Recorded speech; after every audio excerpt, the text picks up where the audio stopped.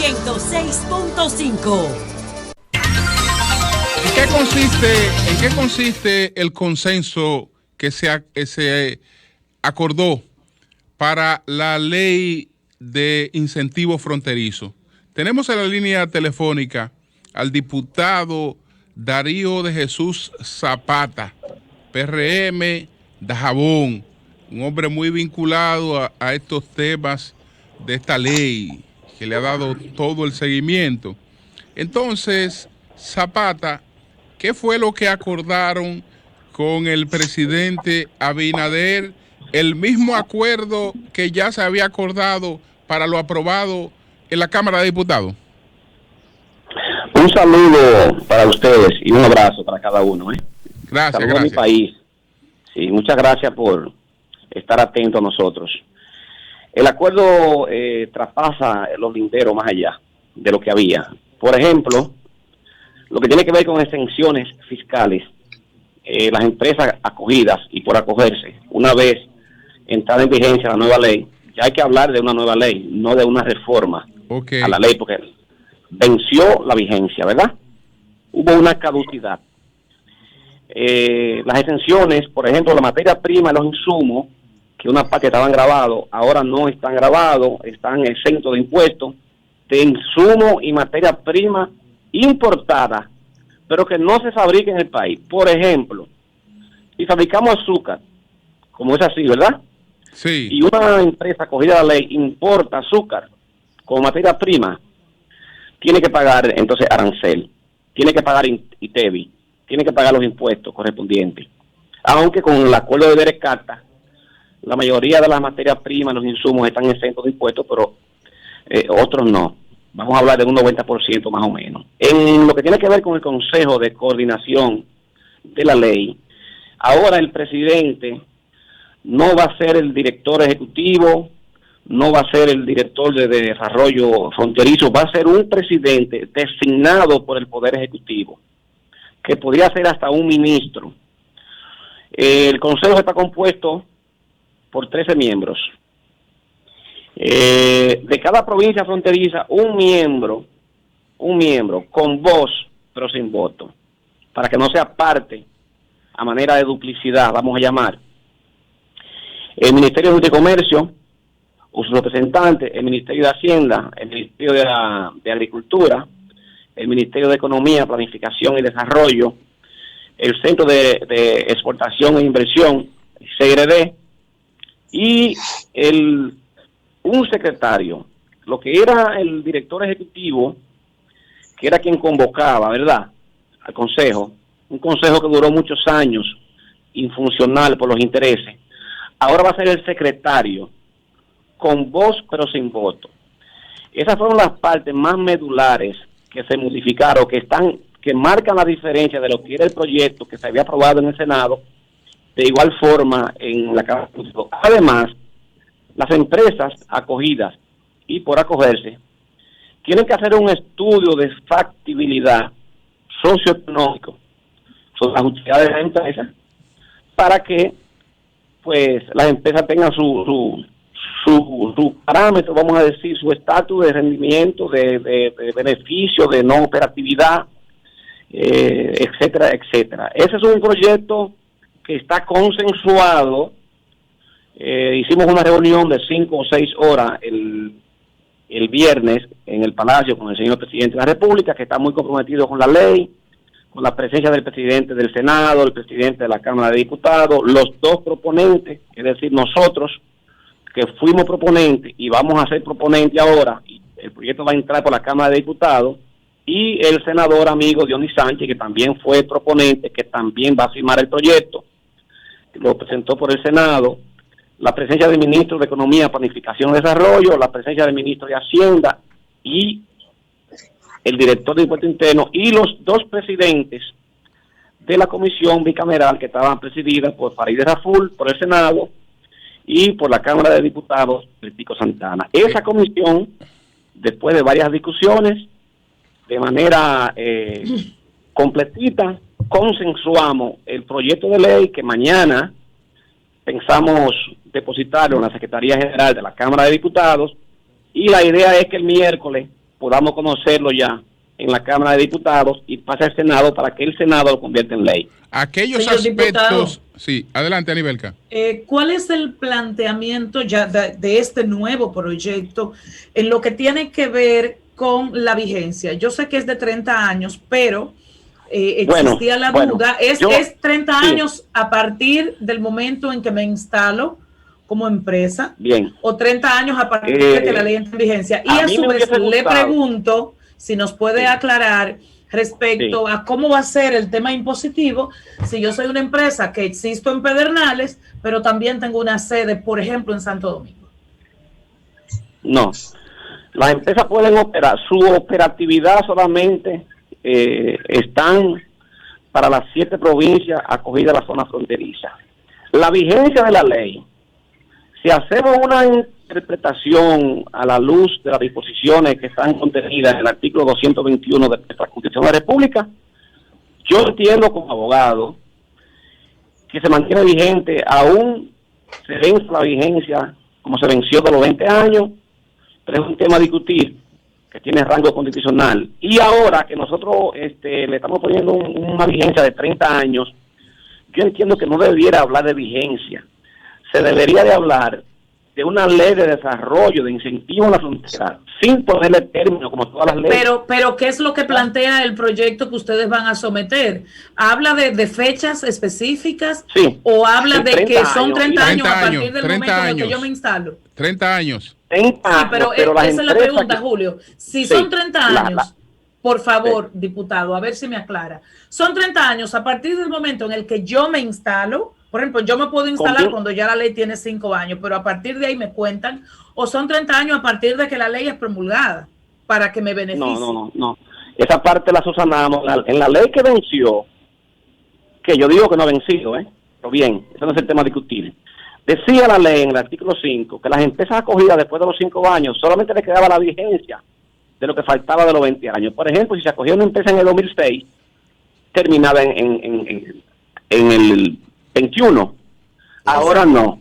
El plazo comenzaría a correr a partir del momento en que está siendo acogida la empresa a la ley. Por ejemplo, si una empresa es acogida en el 2025, entonces su vigencia sería hasta el 2055. O sea, 56. Diputado, Una pregunta. De esos puntos conflictivos, por ejemplo, que en eso iba la pregunta de Anibelka, pero como que no quedó claro, el tema de la competencia desleal, que es uno de los argumentos básicos de los críticos de la ley. ¿Cómo van a resolver eso para evitar competencia desleal? Y el otro punto también que se critica, los logros para las provincias fronterizas. O sea, se instalan estas industrias, tienen ciertas facilidades, pero ¿qué les ha dejado? ¿Eso decidieron evaluarlo, tomarlo en cuenta para redactar el nuevo proyecto de ley?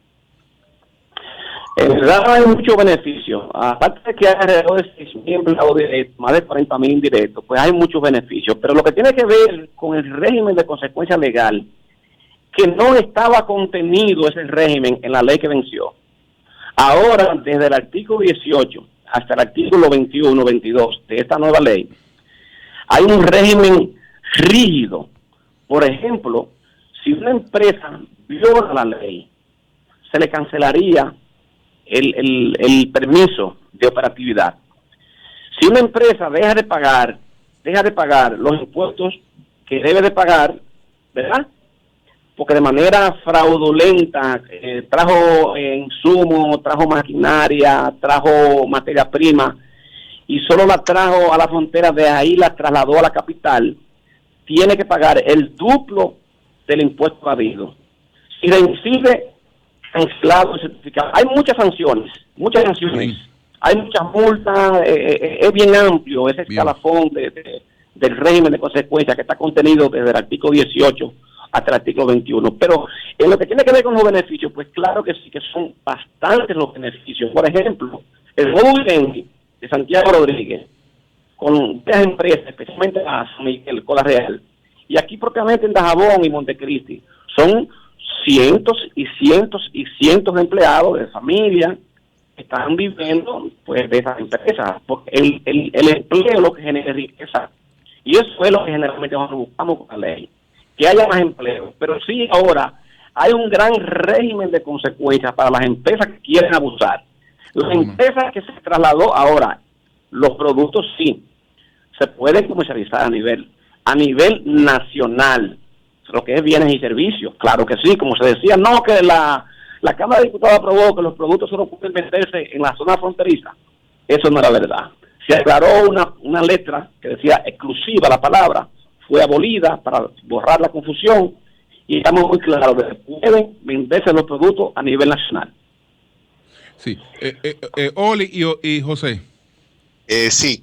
La ley dura 30 años, tiene una vigencia de 30 años. ¿Existe un método de evaluación en la ley? Es decir, ¿se proyecta evaluarla cada 5 años, a ver el desempeño? Okay. Claro que sí, claro, esa parte se me escapaba, porque tiene muchas aricas. Sí, claro que sí, que se va a hacer un estudio de factibilidad. Primero un estudio de factibilidad, Hacienda lo vas a hacer antes de entrar. Y luego que esté operando, se tiene que hacer un estudio, no recuerdo bien ahora mismo si son cada 4 años. Pero cada cierto tiempo hay que hacerse la evaluación. Perfecto. Es una ley muy amplia, está reformulada totalmente, una ley, un instrumento jurídico muy importante que yo creo que la frontera ahora pues ser diferente. José. Bueno, a propósito de eso que preguntaba María Elena y Oli, con relación a los resultados de la ley, porque ya pasaron 20 años, tiene que haber un fruto, tiene que haber un resultado estadístico que se pueda medir.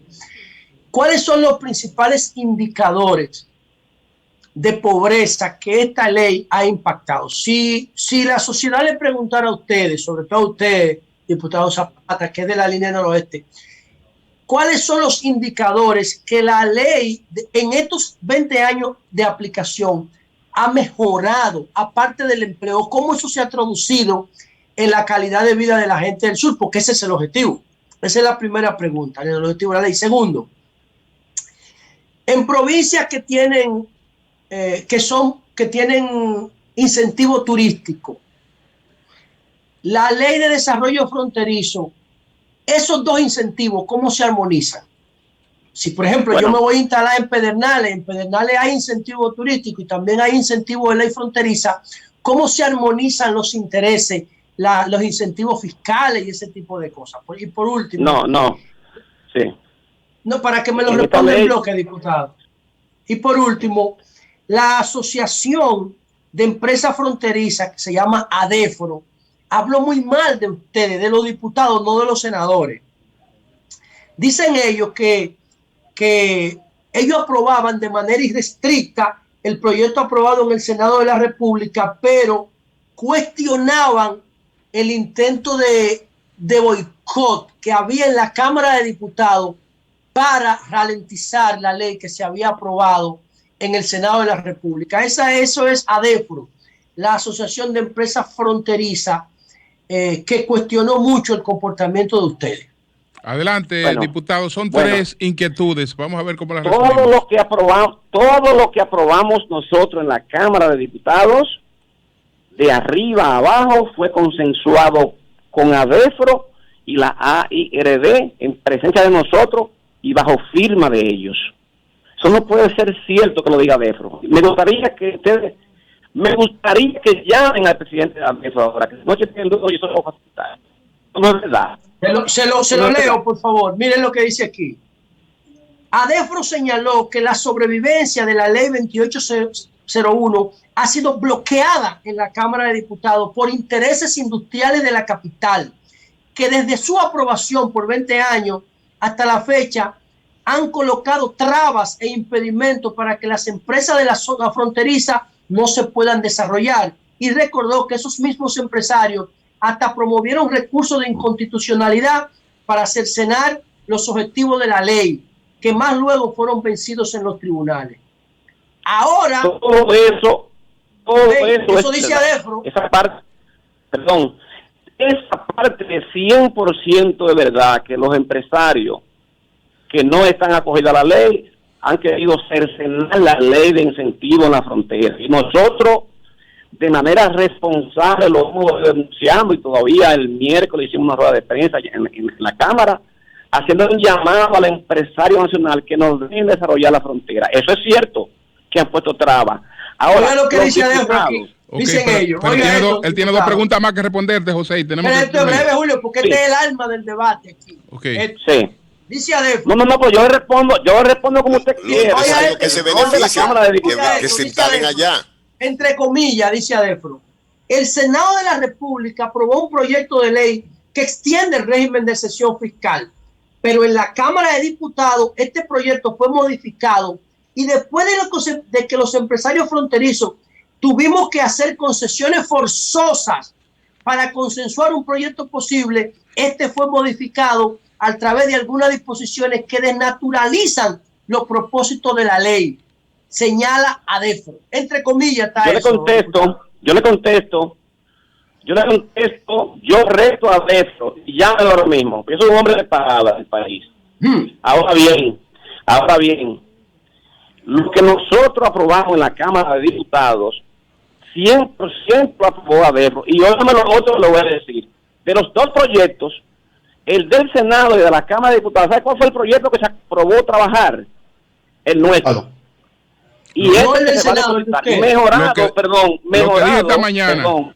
mejorado con Heredión Sánchez, porque Heredión Sánchez solamente tocaba la parte del Consejo y la vigencia a 30 años, y excluía, que ahí te respondo la segunda pregunta, el asunto de las empresas turísticas que quedaron fuera y de Zona Franca, porque Zona Franca tiene una ley especial de exención fiscal, igual que turismo. El turismo es beneficiada, y eso se lo aclaramos al presidente en plena reunión, cuando habló del proyecto de Pedernales. Si ya turismo tiene una ley especial que es beneficiada con incentivos, ¿verdad? No tiene que ser beneficiada con otra ley. Eso está claro, quedó fuera turismo y quedó fuera zonas. El impacto que ha tenido la ley, desde la parte de empleo, empresas, educación, los estudiantes con su nuevo modo vivendi, pues no tienen que emigrar a otras provincias. Ha habido una transformación de la economía en la región, transformación total, y eso que no una especie de promotores de la ley, y además el gobierno de Danilo Medina, tengo que decirlo responsablemente, troncó la ley, no la dejó desarrollar, porque en los últimos 6 años el Consejo ni siquiera se reunió. Óigame bien esto, Ni el Consejo de Desarrollo Fronterizo. Nunca. Exactamente. Nunca se reunió. Ni siquiera se reunió. ¿Quién dirigía eso, diputado? ¿Quién dirigía ese consejo? El gobierno. Porque el gobierno no, alguien lo dirigía. Pero era un órgano del gobierno, José. El director es el presidente. Alguien cobraba, eso no lo dirigía nadie, porque si no se reunió. Pero el que cobraba no tiene nombre. ¿Quién lo dirigía el consejo? Fue la pregunta. Apellido Estrella, no recuerdo el nombre ahora mismo. Ok. Julio. Bueno, señores, terminamos. Bueno, gracias, Zapata. Gracias. Julio, hay que llamar a Luis Estrella, Julio. Gracias a... Yo quiero que ustedes me llamen a Adefro. Okay. Yo quiero que ustedes me llamen a Adefro, y que Adefro, porque hoy se asume la Cámara de Diputados. Usted sabe usted sabe que en estos diputados también hay mucho de doble discurso. Hay mucho de doble discurso. Hay gente que en negociaciones se acogen a la realidad y ven que el proyecto tal y como estaba planteado estaba bien consensuado. Pero aparte de eso, entonces usan un lenguaje populista para el voto. Exacto. Son dos cosas distintas. Eso es verdad, Ellos van y firman como hizo Adefro, pero después se desentienden. Cuidado. Eso es populismo, es irresponsabilidad. Bueno, pues muchas gracias al diputado Zapata. Un abrazo. Gracias. Cambio y fuera.